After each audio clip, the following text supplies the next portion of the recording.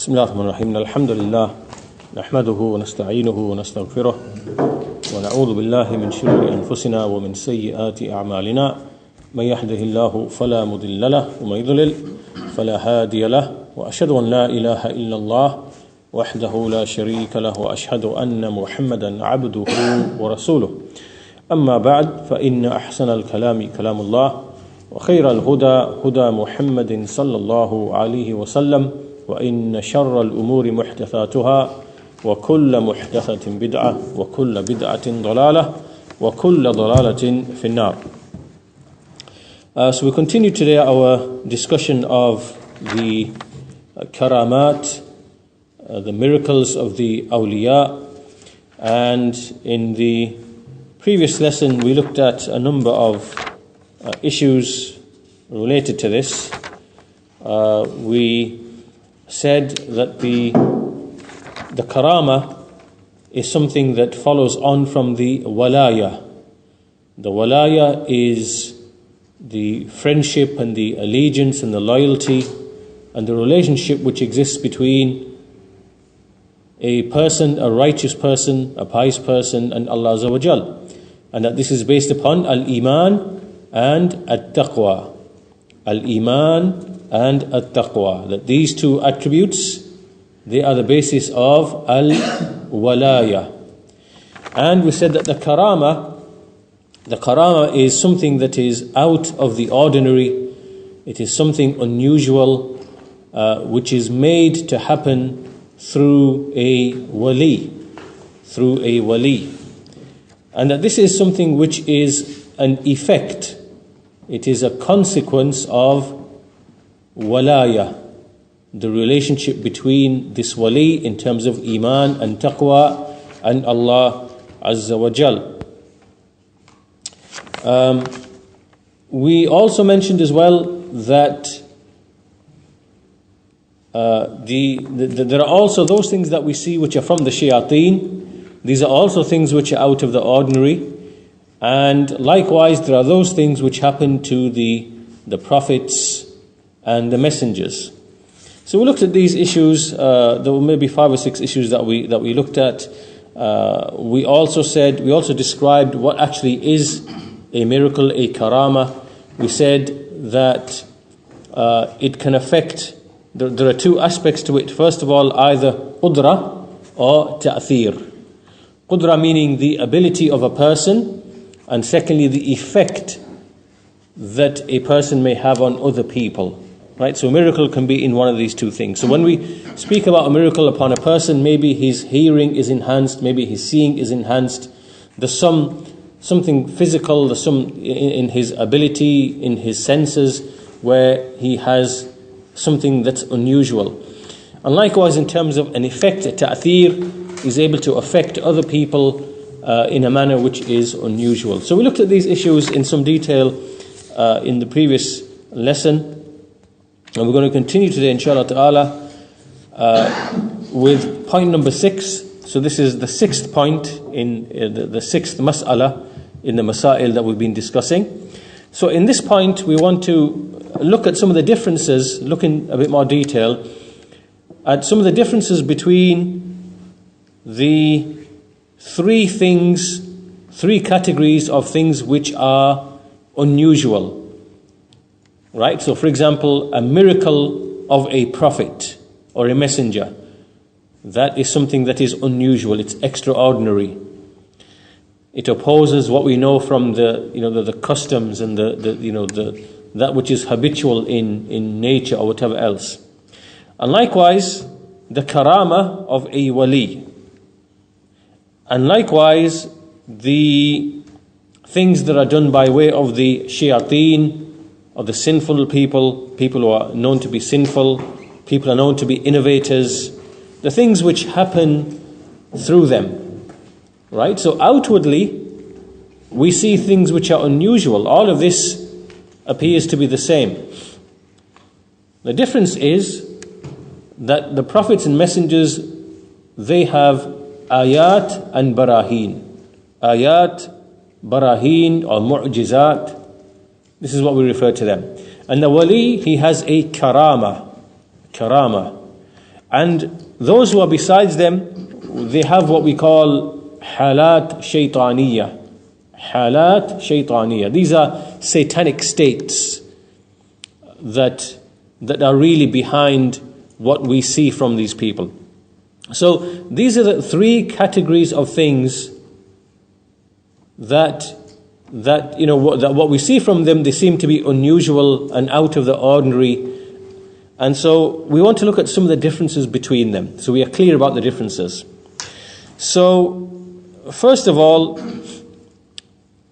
as you've already seen, that depending on who we are ascribing this extraordinary thing, this event or this thing which is unusual, depending on who we ascribe it to, then it will be given different names or labels.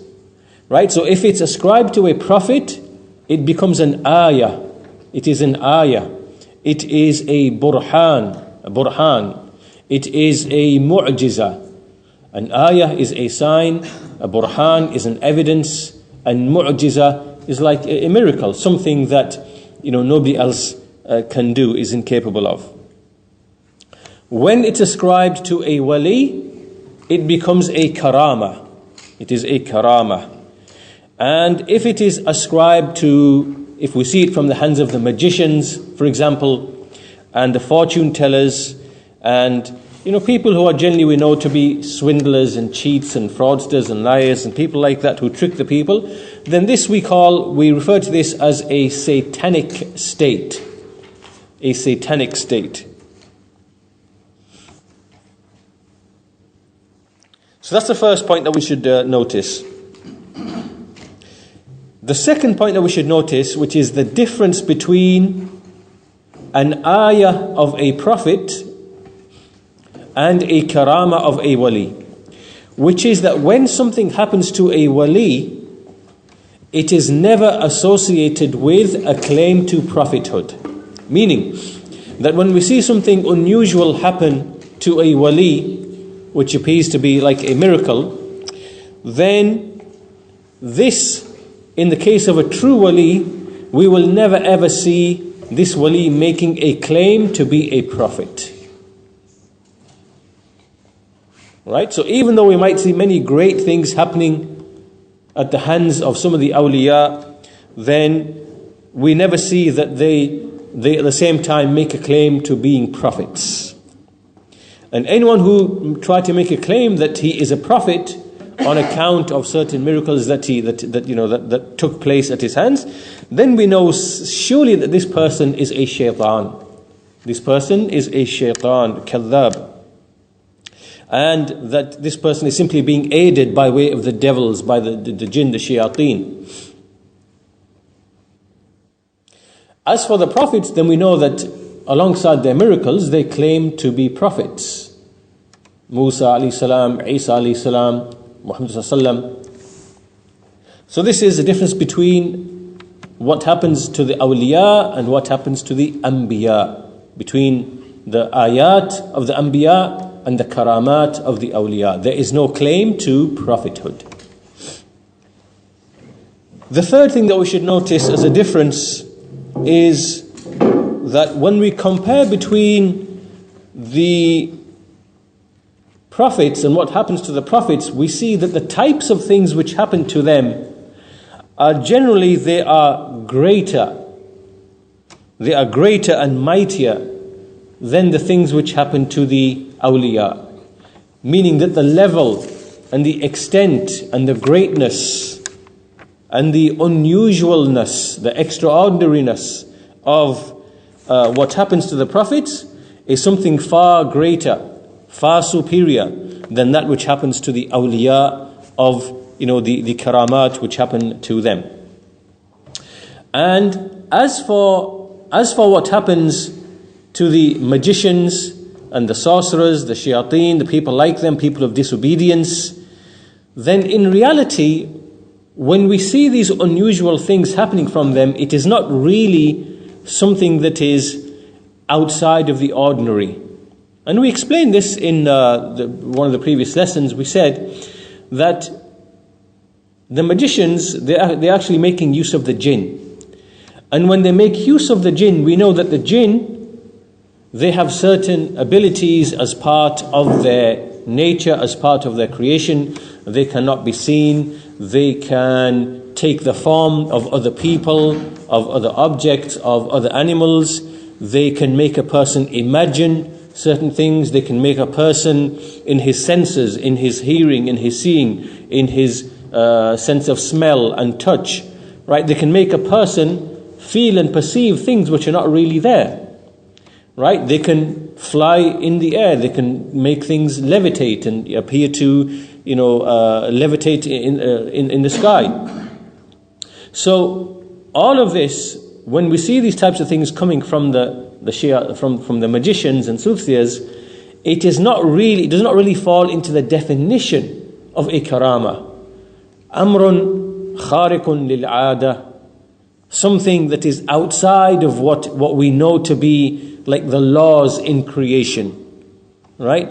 Because what a shaitan does, what a jinn does, is actually is in the laws of creation. Because we are simply seeing things that they are actually capable of doing, which Allah has given them the abilities and the means to do. So it is nothing outside of the ordinary, right? This is unlike the genuine miracles and the ayat of the prophets and messengers. Because these things, like take for example, the parting of the Red Sea, with respect to Musa alayhi salam, right? This is a real, genuine miracle. It is not something that the jinn can do, because it's outside of the scope and the ability of the jinn to do the likes of these things, right? So basically, we are saying that what the shayateen, the type of alleged miracles of the magicians and those people, they are just simply things that people are made to imagine by the shayateen, or maybe the shayateen, they take on a form, they pretend to be a person, they carry things in the air and things like that. This is all it is. It's this type of thing that we are seeing from the shayateen. So then the Shaykh goes on to again discuss the same thing in a bit more detail, and he says that another example is the ayah in the Quran in which Allah Azza wa Jal, He says that neither jinn nor men, even if they combine together, can bring something like the Quran, because the Quran is the greatest miracle of the Messenger of Allah Sallallahu Alaihi Wasallam. قُلْ لئن اجتمعت الإنس والجن على أن يأتوا بمثل هذا القرآن لا يأتون بمثله ولو كان بعضهم لبعض ظهيرا. Say, if the men and the jinn came together in order to bring the likes of this Quran, they would not be able to bring the likes of it, even if they aided and supported each other. So, if the Quran was not from Allah Azza wa Jal, then all of the capabilities of the jinn and the men together combined, they would easily be able to bring the likes of this Quran. If they can do other things, if they can do other, like the tricks that they do with the magicians and, whatever other qualities and abilities they have, why should they not be able to bring the likes of this Quran if their rejection is correct and true? They can't. And so this shows that the Quran as a genuine miracle cannot be repeated. It cannot be performed by the jinn and the men, because it is outside of their capability. So this again shows the difference between a genuine miracle and the tricks that are played by way of the shayateen and the jinn, the devils, in collaboration with the magicians and the fortune tellers and people like them. So what they do is unlike the miracles of Musa alayhi salam, or the miracles of Isa alayhi salam, in which he genuinely heals the sick and raises the dead, and nor the miracles of the Messenger Muhammad sallallahu alayhi wasallam. Now, the Shaykh then goes on to discuss another issue, and this is to do with, sticking to the same point, this is to do with what happened in the court of Sulaiman alayhi salam. And this was in relation to when there was an ifrit, a jinn in his court, and likewise a person of knowledge in his court.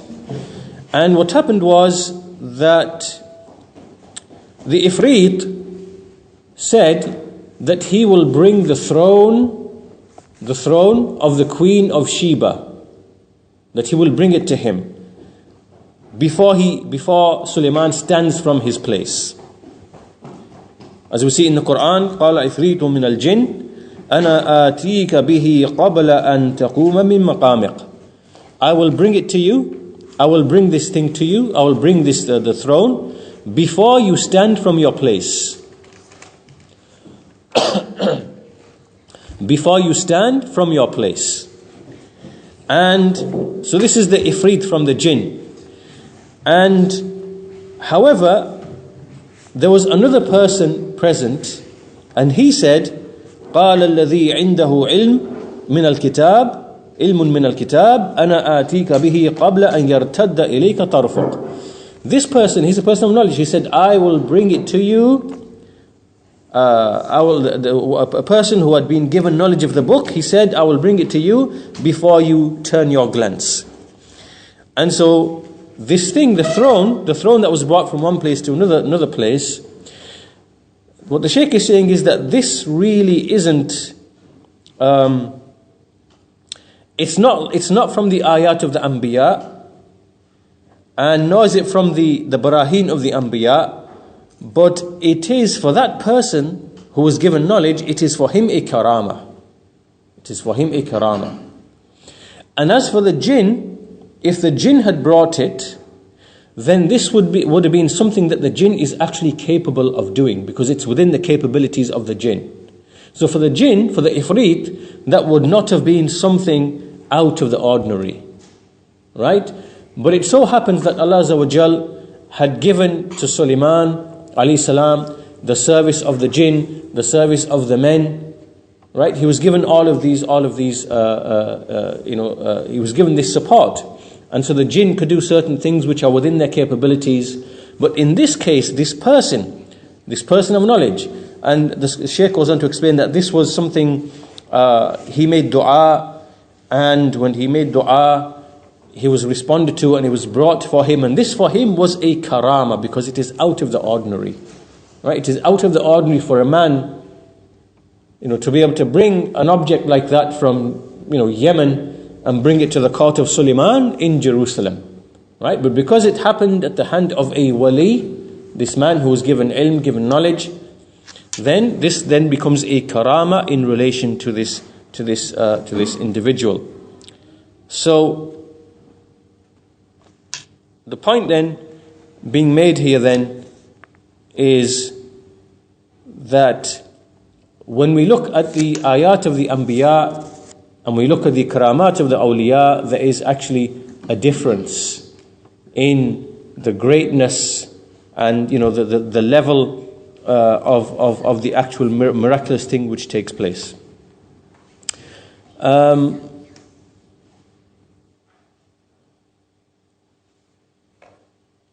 Another difference that the Shaykh goes on to mention is that the so-called miracles of the shayateen and the magicians, then this is simply what people are made to imagine, what the eye sees. And so often they will see that a jinn has taken the form of a person or of an animal.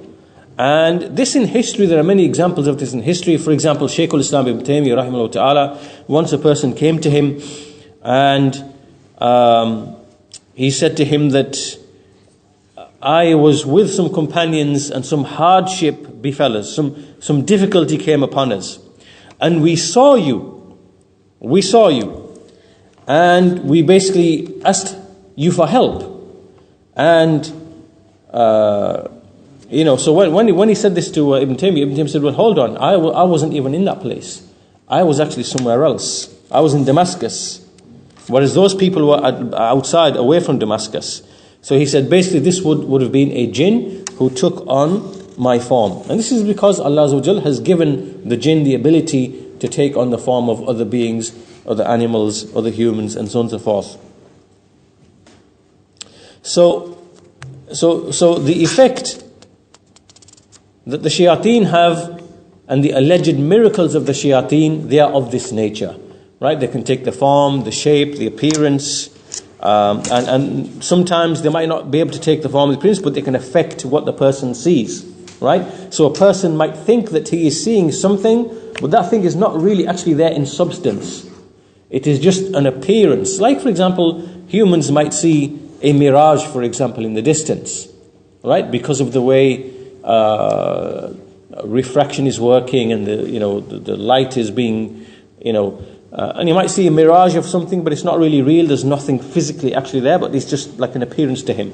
In a similar manner, sometimes the jinn, the shayateen, they can produce this type of effect. So a person thinks he's seeing something in front of him. There's nothing physical, tangible or real actually, which is actually there.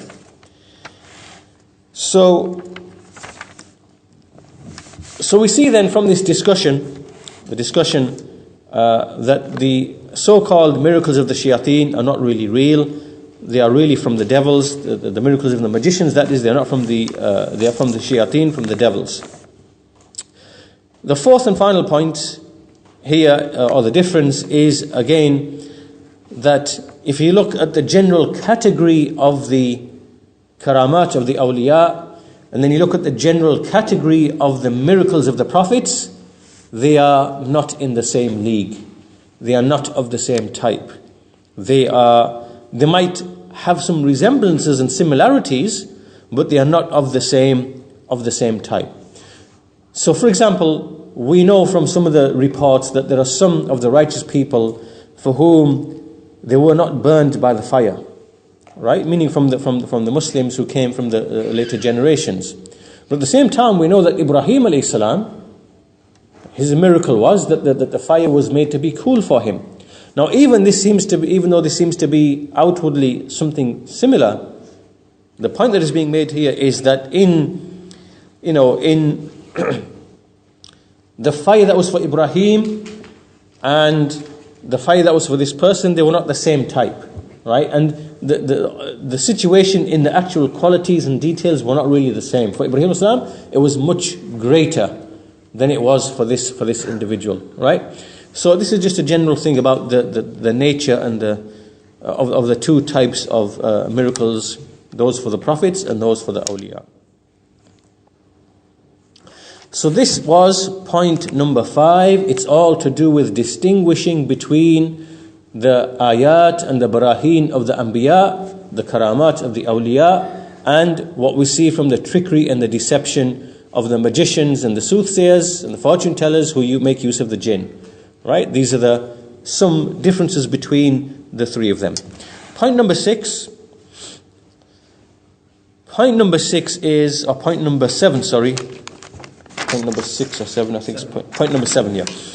7, is that we mentioned before that there were some groups who rejected miracles. They rejected belief in the karamat of the awliya. And they are the Mu'tazila.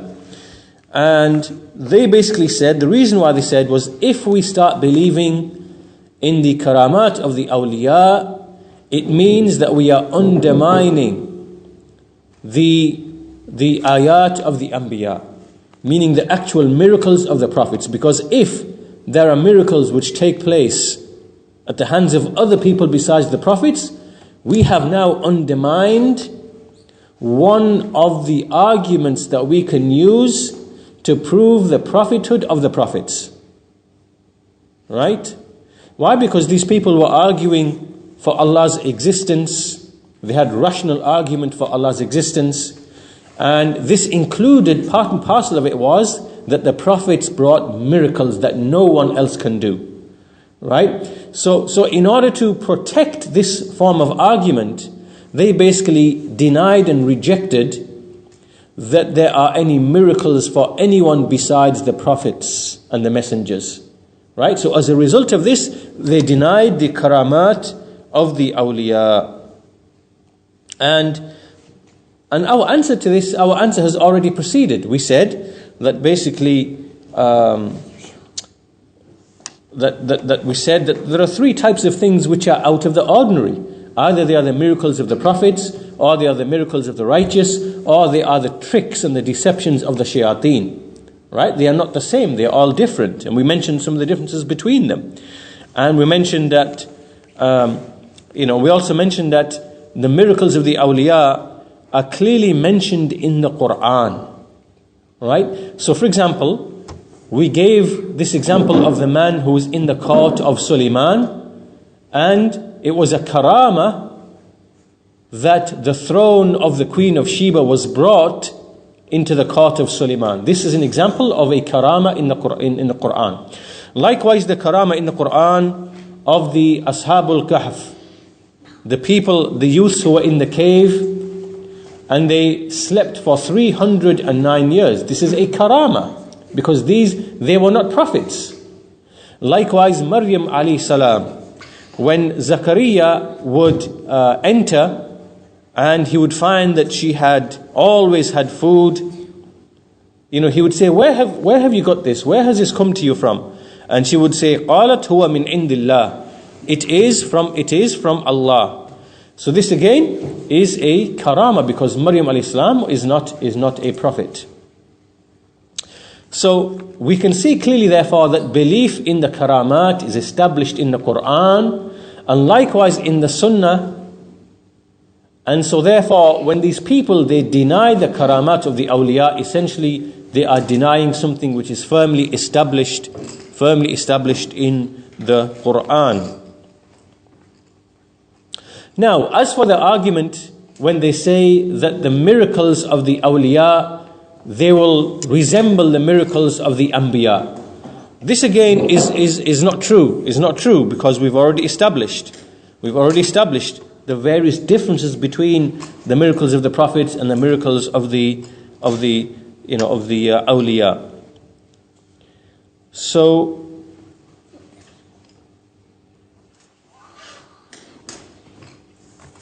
this is point number 7, and also in relation to this, as a side point, the Mu'tazila, if you think about the consequences of this belief, this is also what led them to reject belief in magic, sihr, what led them to believe in, what led them to disbelieve in magic, right? Because they denied that anything out of the ordinary can take place for anyone besides the prophets, then those things which their intellects could not explain, like for example the magic that would be done by the magicians, and the strange and unusual things that we see taking place, they also denied magic as well, right? This was something that was a consequence of their rejection of the miracles of the awliya. That if you're going to reject that, right, then you also have to reject all of the actual magic that takes place. So then, as a result of that, they then basically try to give rational explanations as to why someone, who's suffering from magic, for example, and certain states and conditions that you see from that person, they say, oh, well, it was this and it was that and it was this and it was this and it was that. So they try to bring rational explanations. This in turn leads them to go and, with some of the modernists, they then deny the existence of the jinn. Right? So you can see where, step by step, this leads them, and that's why I see people in the modern era, in the last century, or the century before last century, and the last century, and this century, see there are people who deny the existence of the jinn. They say there's no such thing as the jinn, it's just something else. Right? Because they deny, so this is what happens when you deny one thing, and then it leads you, when you leave your intellect to go and start think about things, it then denies other things by necessity. This is point number 7. The Mu'tazila, who denied the karamat of the awliya because they believed it would undermine and falsify the miracles of the anbiya, miracles of the prophets. Point number 8 is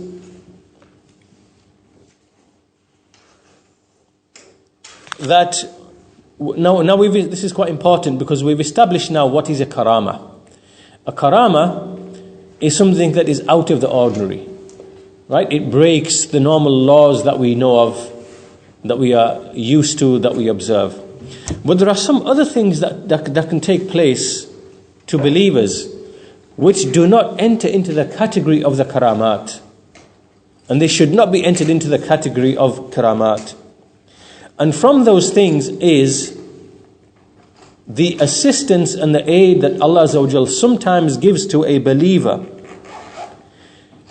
where He gives him aid and support, where, for example, maybe something would happen whereby He saves him from a calamity, saves him from a hardship, saves him from some harm, right? And this, the way he was saved might be something really unusual. This is not to be counted as a karama. Rather, this is to be counted from the bounties of Allah Azza wa Jal. Now let me give you an example. It could be the case, for example, that a believer is walking on the street and, in front of him is a bus stop. And in this bus stop, there are a group of people standing, and he's walking towards them. And all of a sudden, some debris falls from the building, a boulder or something falls, and it falls, onto the people, and they all die. And he's literally a foot away from that, from that location, from that place, literally a foot before it, and he's saved, right? This here now is not a karama. This is not a karama, because there's nothing that's out of the ordinary that's happened here. There's no laws which have been broken. It's unusual in the way that this person, like literally a split second, he survived. But this is from the ni'am, the favors and the bounties of Allah Azza wa Jal, right? And so often there can be many things that happen to believers which are of this nature and which are of this category. And so these cannot be treated to be miracles. Rather, what we have to do is we distinguish between what is a miracle, amrun kharikun lil aada, something which breaks the normal laws of creation, which is out of the ordinary, which is unusual in that sense, and things which, although they might be rare and unusual and very highly unlikely to take place, yet they do take place. They are not miracles, they are not karamat, because the aada, what is customary and normal within the scheme of things and the laws, are not broken. They have not been broken, right? Or like, for example, a person might just fall off a building and land, and he hasn't broken a single bone in his body. Or a person is involved in a crash, a horrendous crash, and he's flung out of the car, and he goes and falls 20, 30 feet, and he lands on the grass, and he rolls, and he walks up, and there's nothing broken.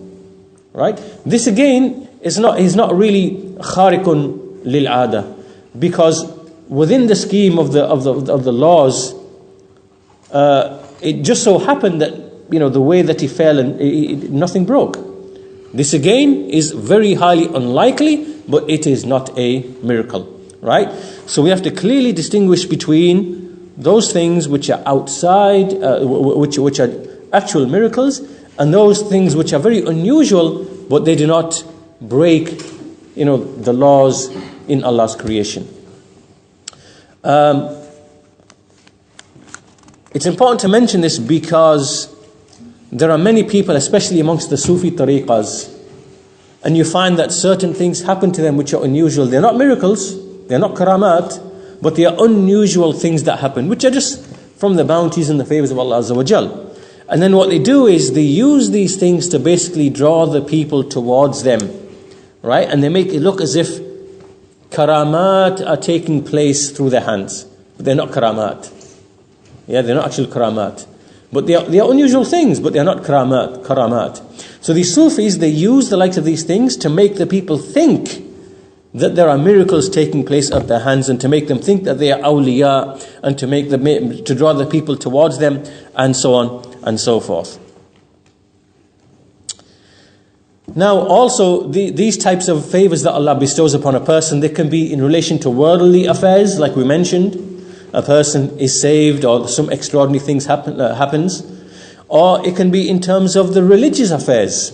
There may be unusual things that Allah gives him as a favor in terms of, the religious affairs. So we have to distinguish between this and between the karama, between the genuine, actual miracle which is khariqun lil-'ada, which opposes the laws which we know to be customary in Allah's creation. This brings us now to point number 9, the 9th point, and this again is very important. And this is that we understand that just because a wali has been given a karama, a miracle, that does not mean that he has any superior position or any superior status. A karama does not equal tafdeel. Tafdeel means, that the person is given some sort of excellence or superiority. It's very important to understand this point. A person who has had a miracle take place through his hands, a karama, it does not mean that he now has a better position, a better status, that he is more superior to the one who has not been given a karama. And this is because, as we established, a karama is something that Allah bestows upon a person, upon a servant. Why? Because a servant might be in need in his faith, in his iman, or in the worldly affairs. He might be in need of something that will strengthen his faith. Right? So really, it shows that this person was in need of something that would protect his faith or would increase his faith.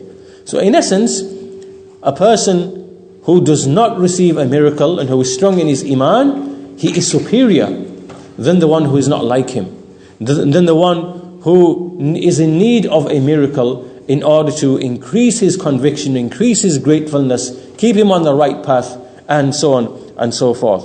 So the point being that the one who receives a karama, it does not mean that he is now somehow more virtuous, more excellent, and that he has a superior status. And that's why we see that when you look at the miracles given to the Sahaba, they are much less than the miracles that we find narrated from the Tabi'een. Right? So if you look at the literature which mentions the miracles of the Sahaba, it is much less than the literature which mentions miracles taking place, for the Tabi'een. But the Sahaba are superior. That's because they were stronger in faith, more established in faith. And people who are stronger in faith than Allah Azza wa Jal, He puts them through the route of ibtila. Right? So the people who are stronger in faith, they get put to trial, al-ibtila. They get put to trial in their faith because their faith is so strong. They will be able to pass these various tests and maintain and keep their faith. But as for those people who are weaker than them, if they were put through trials and tribulations and hardships and calamities, maybe a person might be pious and righteous in the sense that he has lots of prayer and fasting and charity and the recitation of the Quran, and because these things are easy. Right? But if he was put to a trial, if now there's a severe trial that came to him in his life, a very harsh illness, loss of life, loss of wealth, poverty, he might not be able to handle these affairs and he might weaken his faith, he might lose his faith. So with these kind of people, then we see that Allah Azza wa Jal, He might take the route of al-ikram, meaning al-in'am, meaning honoring them by bestowing something of a karama upon them, right? So this increases their attachment now, increases their iman now, right? So the point being, and again we see the hadith, يُبْتَلَى الرَّجُلُ عَلَى قَدْرِ دِينِهِ أَشَدُّ النَّاسِ بَلَاءً الْأَنْبِيَاء ثُمَّ الْأَمْثَلُ فَالْأَمْثَلُ. That a person is put to trial in accordance with his deen. The most severe of people who are put to trial are the prophets, then those who are like them, then those who are most like them. So this shows that one person might be so strong in his faith that Allah Azza wa Jal, he has so much walaya that Allah Azza wa Jal, He puts him to trial because he will pass through that trial because he's strong. And others, He will leave him and abandon him and not put him to trial, but he will give him the root of, as we said, al-karama, because of the extent of his faith. Right? It's not as high as the one who he'll put to trial. So the point being that the karamat of the awliya are often because the awliya are in need of these karamat, and so that this person does not become weak in his faith. And as the Shaykh says, some people have tremendous amounts of worship, of praying at night time, fasting in the daytime, reading the Quran, giving charity, but as soon as some hardship comes to him, some calamity, that's it. And he doesn't receive any relief, then he will basically, his heart, the iman will become weak in his heart. Right? Some people are really like that. So the point being then that a karama does not mean that a person has any superiority or any virtue or excellence. And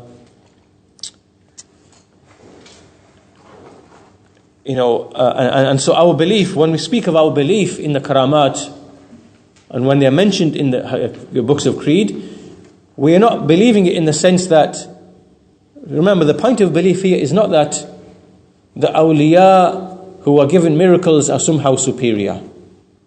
Right? This is not what we are reading into this belief. Right? This is the way of the Sufis and people like them. This is not where we're coming from. Our belief in them is because of their existence. Yeah? What we are believing in is in the existence of the miracles of the awliya. But as for how we see them, then we see them in light of what we've just mentioned in this point number 9. Right?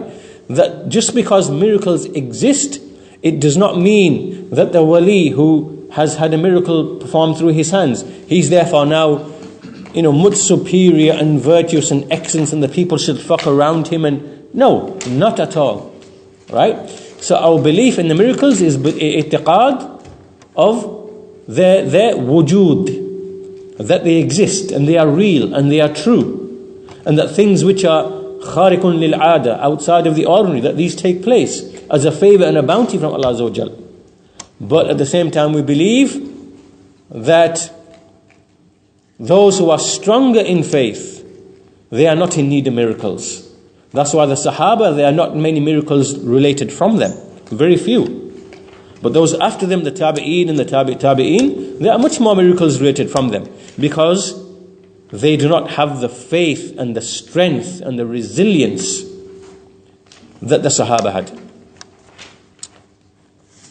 So, this does not mean that anyone is superior or anything like that. So this means that just because someone has miracles that are being related about him, does not mean that he's special, that he's more knowledgeable, that he's more excellent, that he's more worthy of being followed, that his statements are more worthy of being accepted. No, not at all. Right? This is the way of the Sufis, That's why you will see these people like this Tahir al-Qadri. He will say, they have this statement that they make when they say that blindly follow the awliya, but do not trust the ulama. Right? So always question and suspect the ulama, but blindly follow the awliya. Right? This is the opposite of what we are saying. Right? We are saying that that you follow ilm, knowledge, people of knowledge, and the karama, the miracle of the wali does not make his statement any more true. Does not make him more worthy of being followed than an alim necessarily. Right? So it's important that we understand this. And also, at the same time, we see that when we look at many of the reports of the righteous people, we see that many of them, they would actually conceal and hide the karamat. Right? They would not relay them or mention them, because they know that this is a trial now. Because when you start mentioning these karamat, and it's as if you want the people to come and turn and come to you and come around you, and you are drawing people into tribulation, you're drawing yourself into tribulation. So it's mentioned about many of the righteous people that they would hide the miracles. They would hide the miracles. And maybe this was one of the reasons why we don't see many miracles being related from the Sahaba, because they concealed them and kept them, because they understood this very point that we are making. Right? Whereas there are more karamat related from the tabi'een and more from those after them.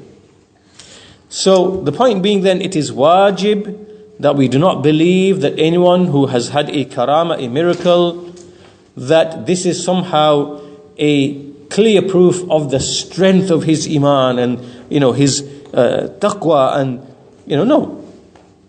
Greater than anyone else. Rather, we just simply say that anyone who's had a karama, we know it's a sign that he's a person of iman, a person of taqwa. Right? This is what we believe.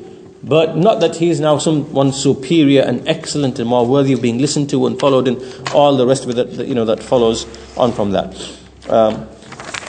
And basically that you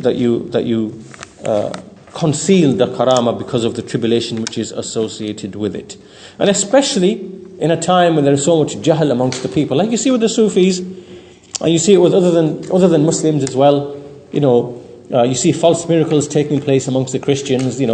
A tear's water will come from the eye drop of a statue or an idol, and then thousands of people will come flocking because they'll say, well, this saint or this whatever, they shed a tear or something, or all of these are just tricks of the shayateen and the jinn. And so when you see the jahl amongst the people in a general sense, then to come out and to present these things to the people, it puts them to trial.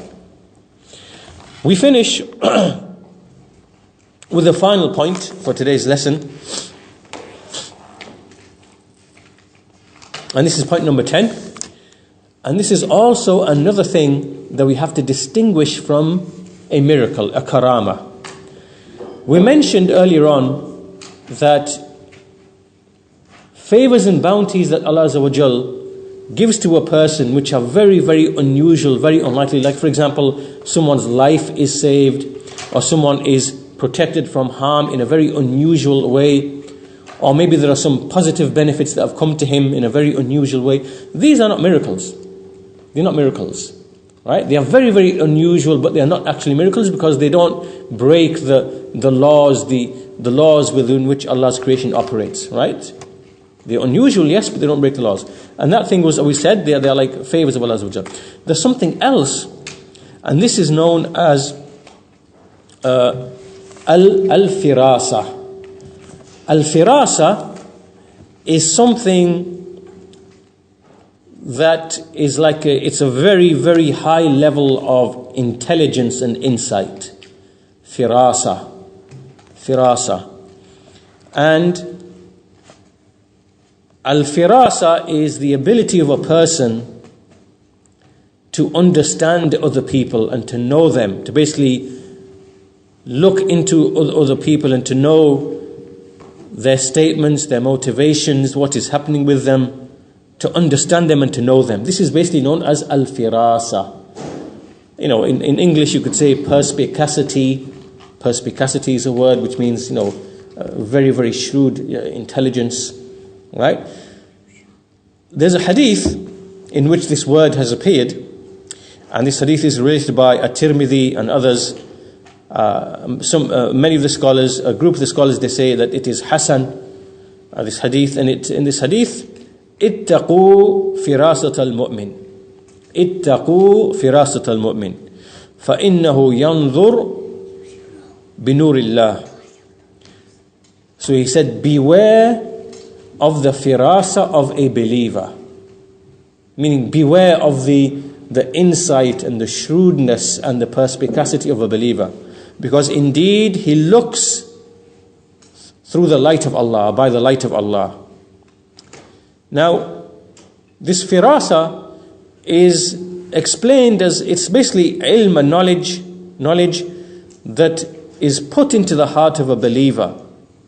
And through this knowledge, he knows what is in front of him. He knows and he understands people. He can see, he understands people. He knows what is happening and going on with what's happening in their souls and what they are thinking and the basis of their statements. And so he understands them.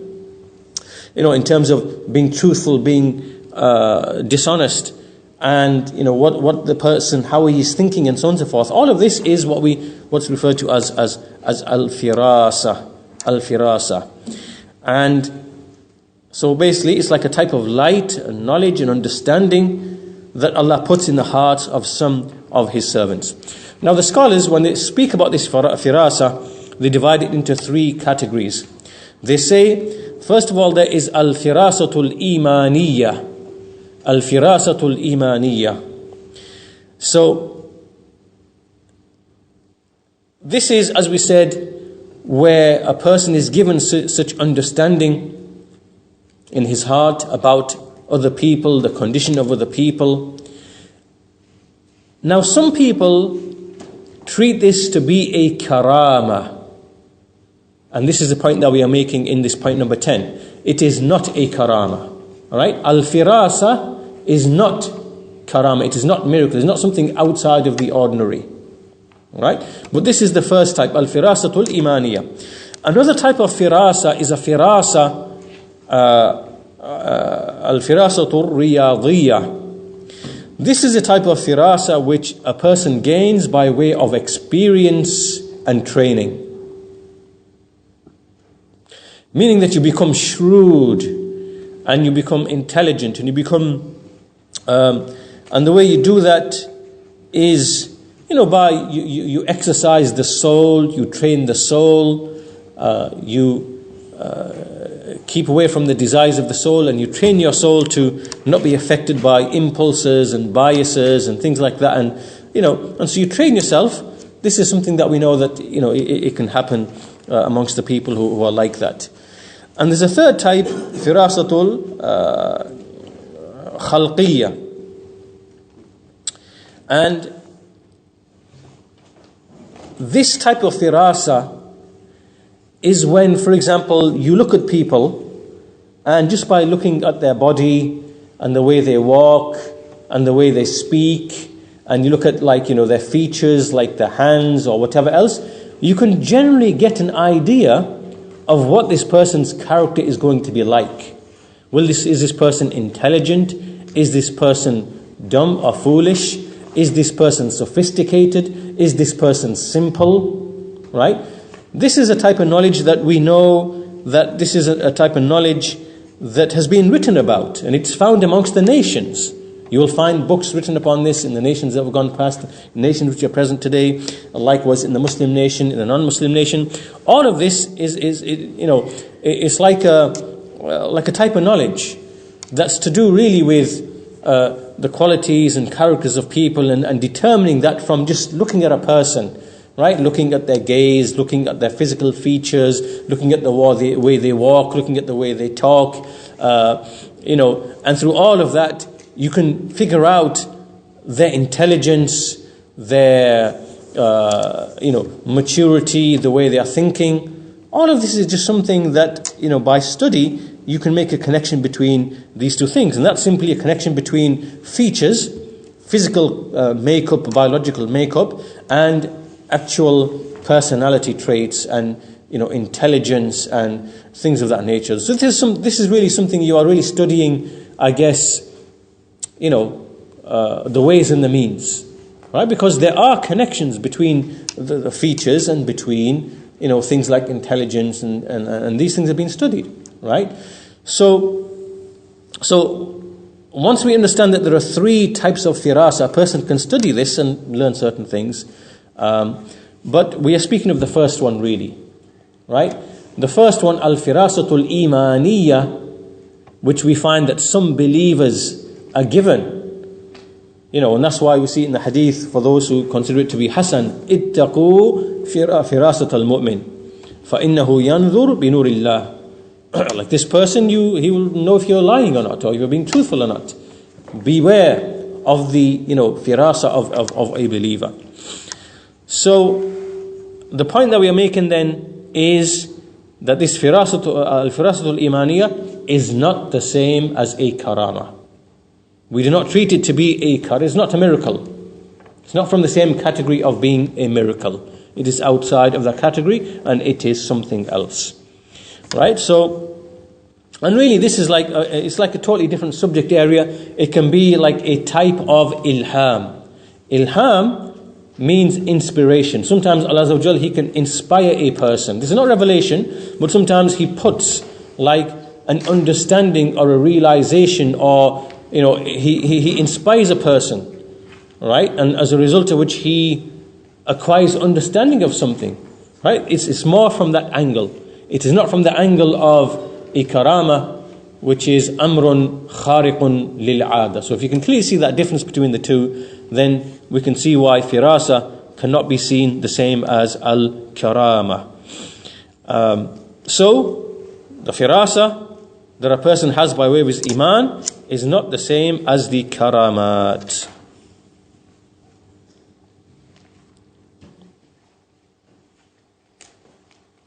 So this is point number 10, and what we'll do is we'll finish our lesson there for today. We still have a number of other points left to conclude this discussion. Inshallah ta'ala, we'll finish that off in the next lesson, inshallah ta'ala. Alhamdulillah Rabbil Alameen, wa sallallahu ala nabiyyina Muhammad wa ala alihi wa sahbihi ajma'een.